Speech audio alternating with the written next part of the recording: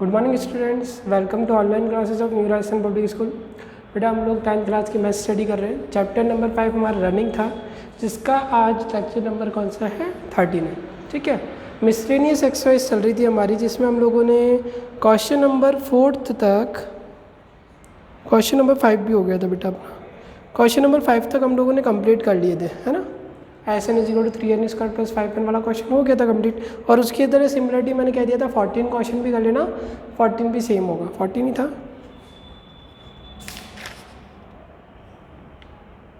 हम्म 14 question मैंने आपको कहा था, वो भी आप कर लीजिएगा, सेम है।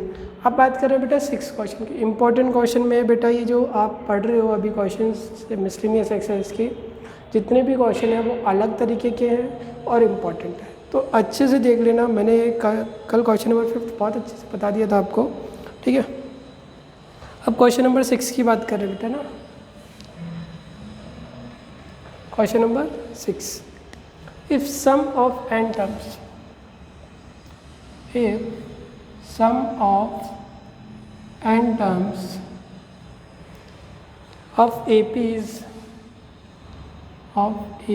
is Sn, ठीक है, and S2n is equal to 3Sn, then S3n ratio Sn will be,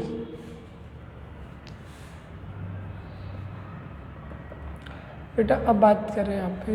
आप कह रहे हैं कि आपके जो सम ऑफ n टर्म्स है, जो कि आपको पता है कि सम ऑफ n टर्म्स क्या होता है, Sn होता है, तो और S2n is equal to 3Sn दे रखा है। S2n is equal to 3Sn given है आपको, तो आपको क्या फाइंड आउट करना है, S3n रेशियो Sn आपको फाइंड आउट करना है, ठीक है। आप जो गिवन है पहले उसी को ले लीजिए। गिवन क्या है, sorry, S2n is equal to 3Sn। बेटा आराम से देखना और अच्छे से देखना, ठीक है। n का मतलब क्या था, sum of first n terms, sum of first n terms ना। मैं फार्मूला लगा देता हूँ यहाँ पे।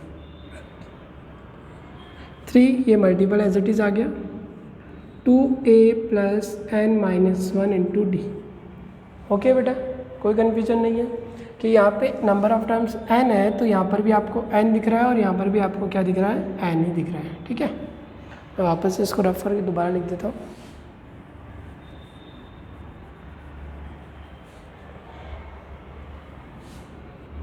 n/2 2a + n - 1 × d। सही है बेटा, कोई कन्फ्यूजन। यहाँ पर n है तो यहाँ पर भी n है और यहाँ पर भी n है, कोई कन्फ्यूजन नहीं। बट अब यहाँ पर क्या है, ये 2n, यानी कि n को किसने सब्स्टिट्यूट कर दिया, 2n ने।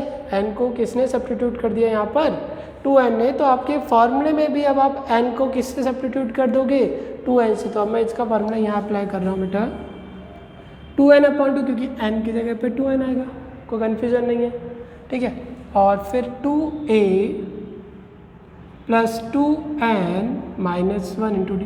बेटा a और d में तो कोई फ़र्क नहीं पड़ेगा ना, a और d तो सेम रहेगा, फर्स्ट टर्म और कॉमन डिफरेंस तो सेम रहेगी।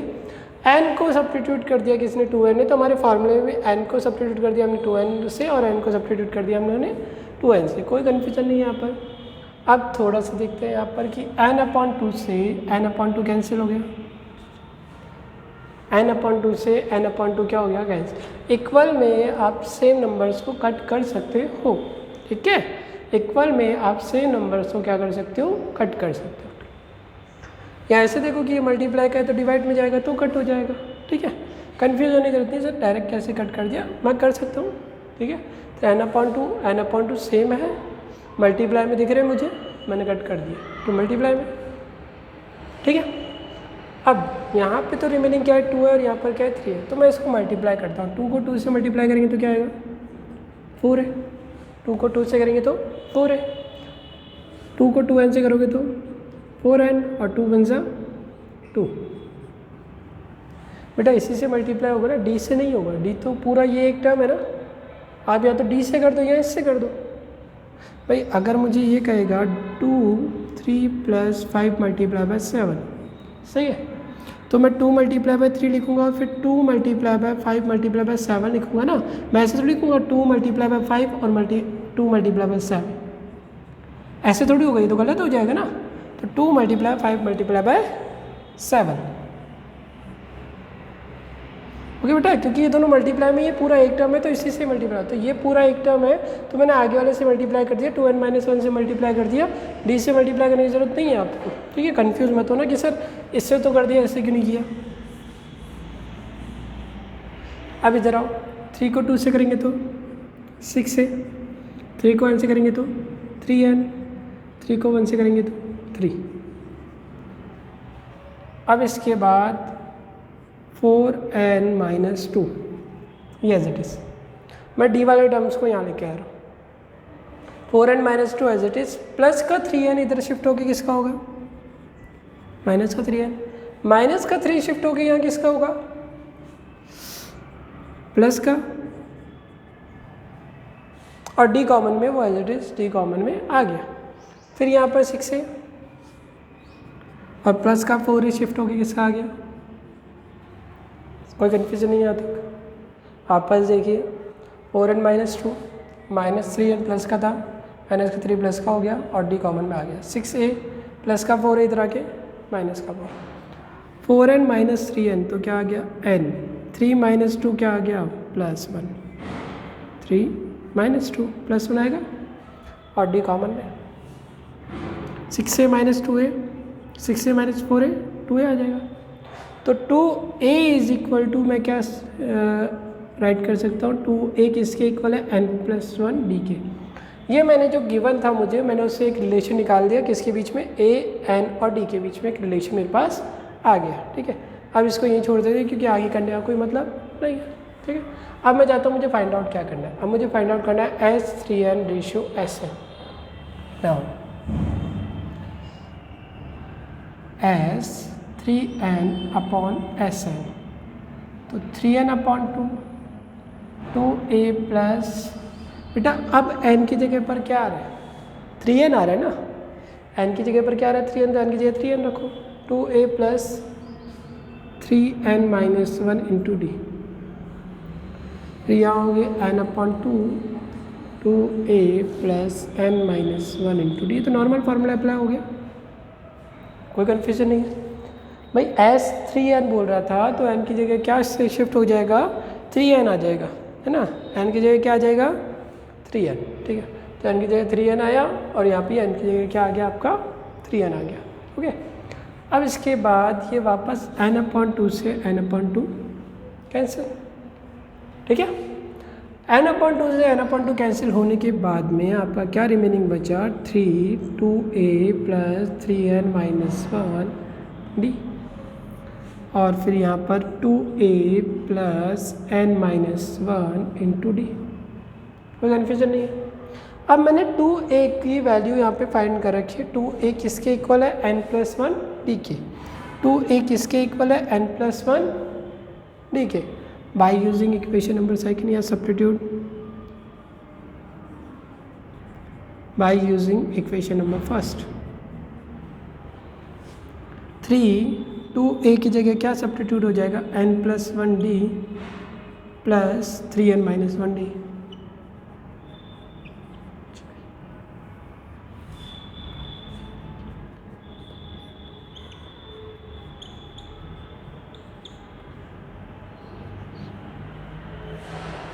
ठीक है। 2a की जगह n+1 d आ गया, इस 2a की जगह भी क्या आ गया, n+1 d आ गया आपका, ओके। अब इसके बाद यहाँ तक एक बार मैं वापस एक्सप्लेन कर देता हूँ आपको, फिर इसको मैं रफ कर दूँ। बेटा आपको ये गिवन था S2n = 3s, तो Sn तो आपको नॉर्मली फार्मूला अप्लाई करना आता है, मैंने कर दिया, ठीक है। पर जब बात है यहाँ पर 2n की, तो यहाँ पर n को कौन सब्स्टिट्यूट कर रहा है, 2n, तो आप फार्मूले में भी n की जगह पर क्या आ गया, देखो 2n आ गया, इस n की जगह पे 2n आ गया, कोई कन्फ्यूजन नहीं। n/2 से n/2 कैंसिल हो गया, ठीक है। फिर इसके बाद 2 को 2 से मल्टीप्लाई करोगे तो 4a आ गया, और 2 को 2n से मल्टीप्लाई करोगे 4n आ गया, और 2 को 1 से मल्टीप्लाई किया तो क्या आ गया आपका 2।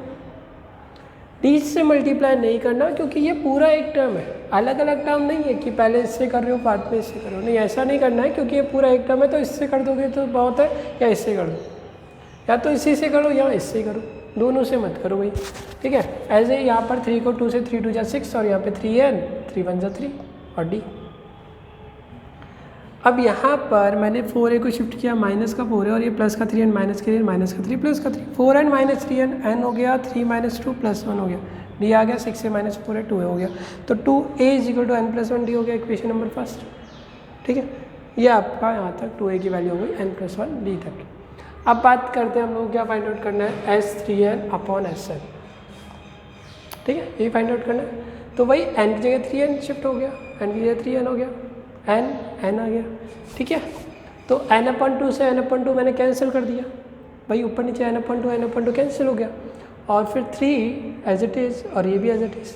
अब 2a का वैल्यू मैंने फाइंड आउट किया हुआ रिलेशन है मेरे पास, 2a is equal to n plus 1 D, तो मैंने shift by using equation first, 2a is equal to n plus 1 D, 2a की जगह n प्लस 1 डी, कोई कन्फ्यूजन नहीं है।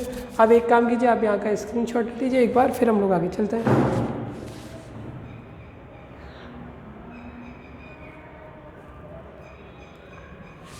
हो गया बेटा स्क्रीनशॉट, तो देखिए अब आगे।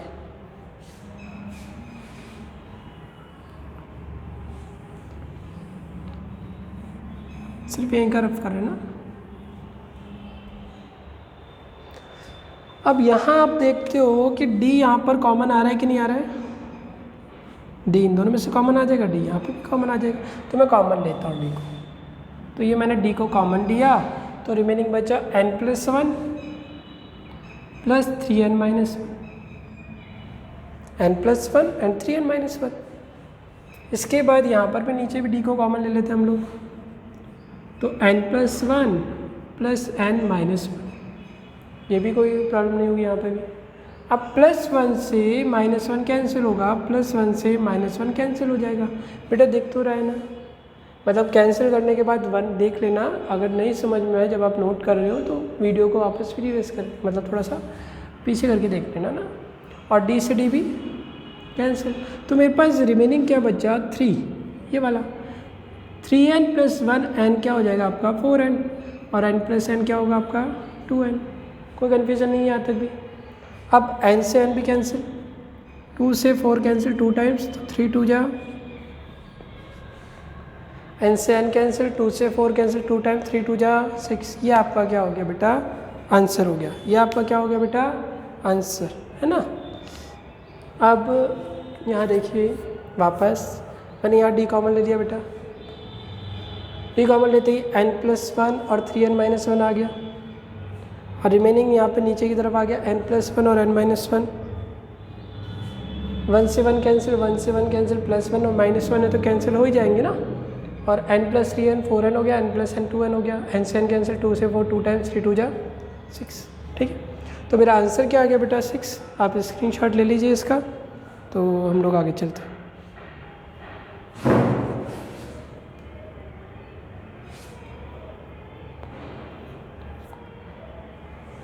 हो गया बेटा, चलिए अब देखते हैं आगे। बेटा अगर लास्ट वाले होमवर्क में मैंने प्रीवियस क्लास के होमवर्क में अगर मैंने ये नहीं लिखा है क्वेश्चन नंबर 5 आपको करना है, तो क्वेश्चन नंबर 5 आपको करना है। अगर 1 to 4 मुझे याद नहीं है कितना लिखा था मैंने, 1 to 4 लिखा था या 1 to 5 लिखा था, तो 1 to 5 आपको करना ही है, प्रीवियस लेक्चर का होमवर्क है आपका, ठीक है।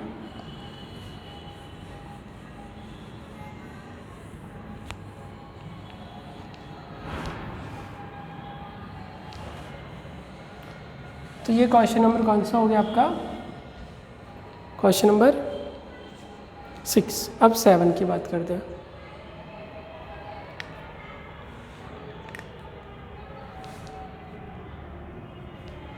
क्वेश्चन नंबर 7 देखें, the first and last term, the first and last term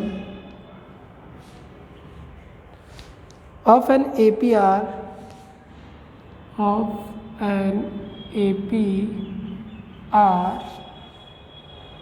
1 and 11 respectively, 1 and 11 respectively, okay, इसके बाद आपका क्या है, if sum of its term, if sum of its terms is 36,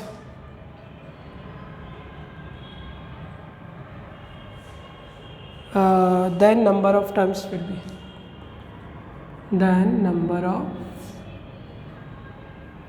terms will be, okay friends. अब मुझे क्या क्या given है पहले मैं वो लिख देता हूँ यहाँ पे ना।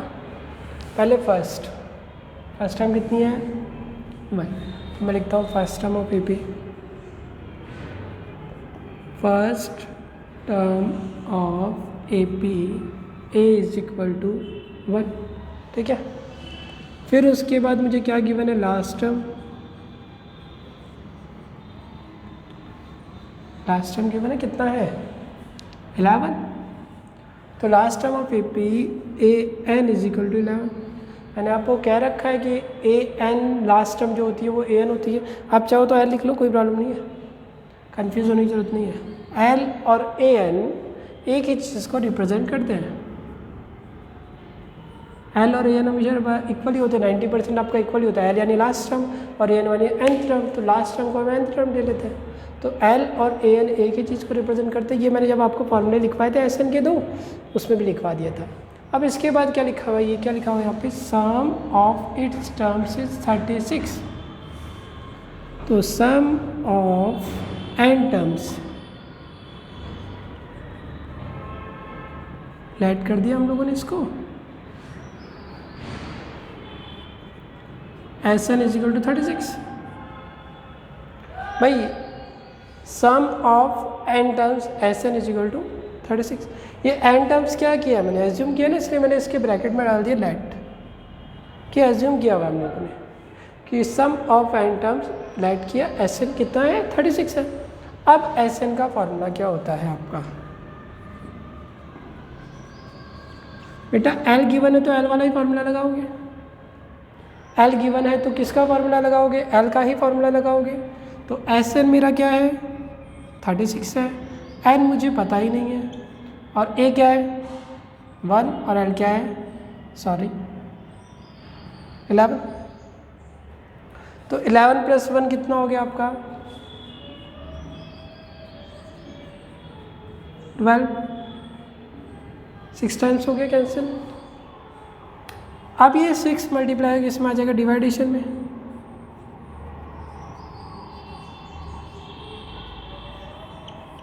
तो n की वैल्यू क्या आ गई बेटा 6 आ गई। वापस देखिए स्टार्टिंग से क्या कह रहे हैं हम लोग,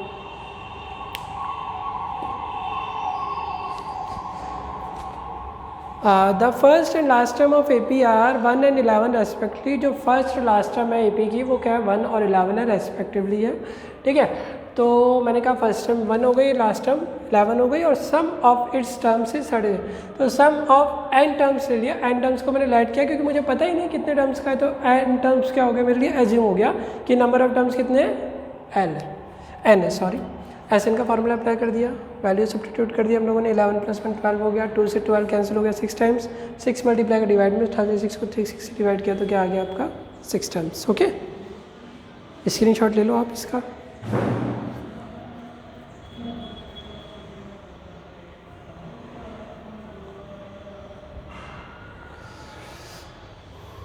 हो गया बेटा, चलिए क्वेश्चन नंबर 8 की बात कर लेते हैं।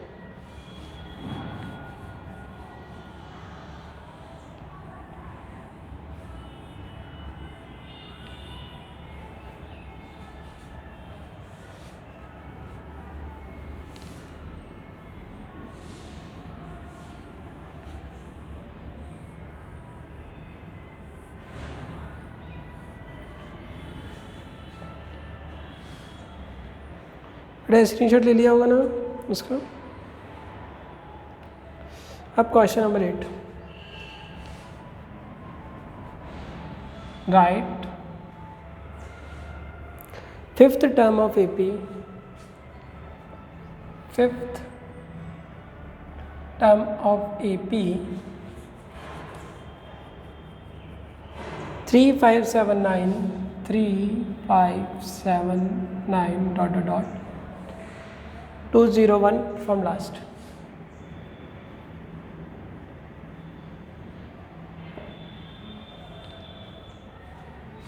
तो आंसर गिवन एपी ज़्यादा वो ऐसा कुछ है नहीं समझाने का। तो गिवन एपी क्या है आपका 3579 ... 201।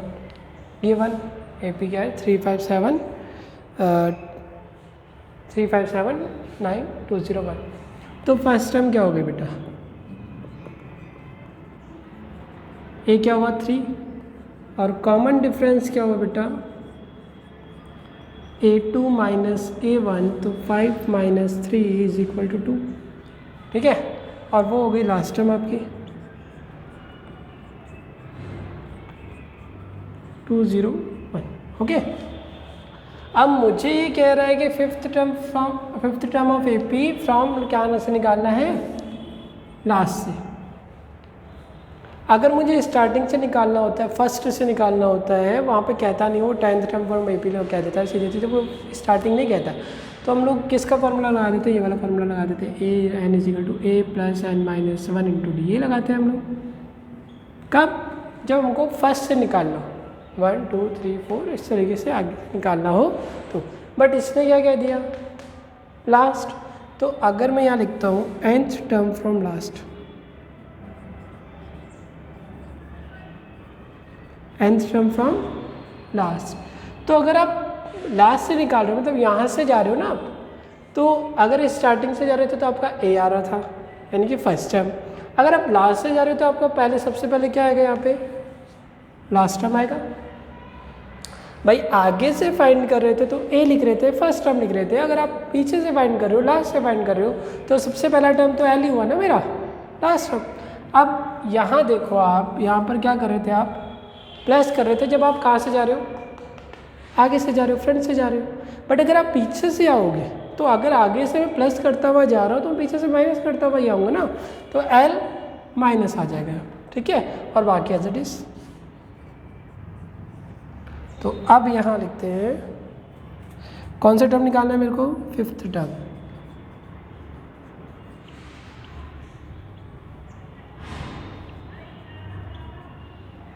Fifth term from last. तो अब L की वैल्यू क्या है, 201 है, N की वैल्यू क्या है, 5 है, और D क्या है आपका 2 है, 2 ही है ना। तो 201, 5 माइनस 1 4, 4 2 जा 8, तो ये हो गया 193। एक बार चेक कर लेते हैं आंसर, 193 सही है। तो वापस देख लो एक बार बेटा ना, ज़्यादा कुछ है नहीं, एपी है, फर्स्ट टर्म लिखा मैंने, कॉमन डिफरेंस लिखा और लास्ट टर्म लिखा।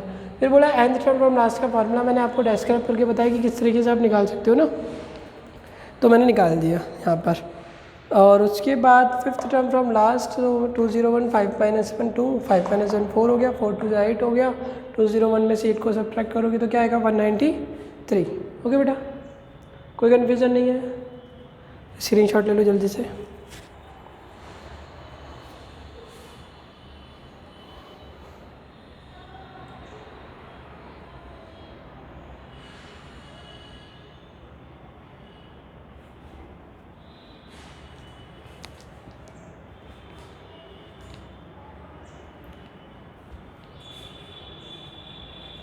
हो गया बेटा ये क्वेश्चन आपका, चलो इसको रफ कर देते हैं।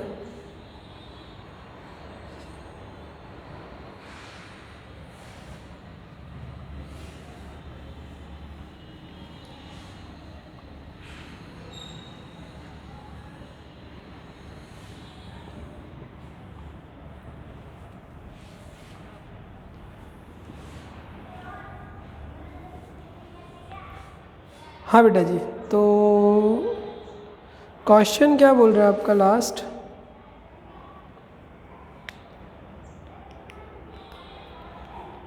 इफ 3, क्वेश्चन नंबर 9 है आपका ना, आज का last question.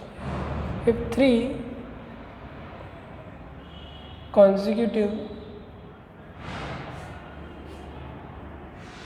if 3 consecutive terms of AP